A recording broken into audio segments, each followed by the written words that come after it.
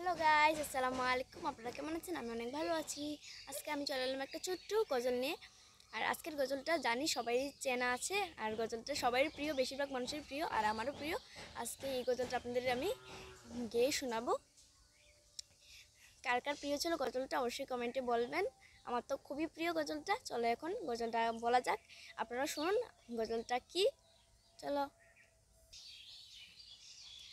আমার মনের ঘরেতে রেখেছি যারে, দু জাহানের বাদশা নবী কামলিওয়ালা রে, দু জাহানের বাদশা নবী কামলিওয়ালা রে, জাহানের বাদশা নবী কামলিওয়ালা রে।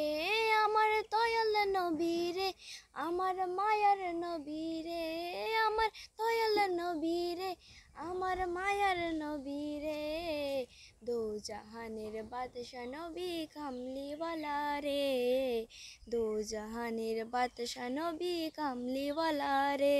মোরা যদি ডানাওয়ালা পাখি হতাম, ওই মদিনা দেখার লাগে উড়ে যাইতাম। মোরা যদি ডানাওয়ালা পাখি হতাম, ওই মদিনা দেখার লাগে উড়ে যেতাম। জুড়ে দেখতাম আমি নয়ন ভরে, দু জাহানের বাদশা নবী কামলিওয়ালা রে, দু জাহানের বাদশা নবী কামলিওয়ালা রে। আদি পিতা আদম যখন মুসিবতে পড়ে, মুদের নবীর উসিলাতে আল্লাহ কবুল করে। আদি পিতা আদম যখন মুসিবতে পড়ে, মুদের নবীর উসিলাতে আল্লাহ কবুল করে।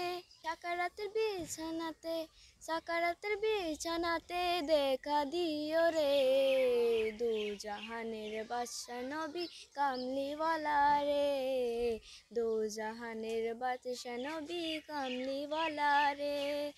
মনের ঘরেতে রেখেছি যারে, দু জাহানের বাদশা নবী কামলিওয়ালা রে, দু জাহানের বাদশা নবী কামলিওয়ালা রে।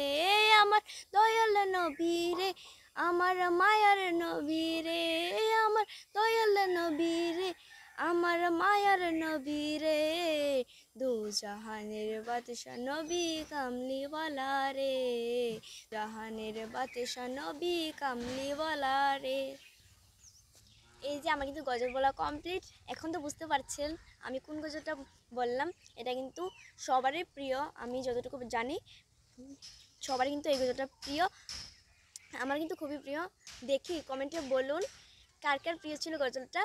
আর আজকে ভিডিওটা যদি ভালো লাগে অবশ্যই লাইক করে দেবেন।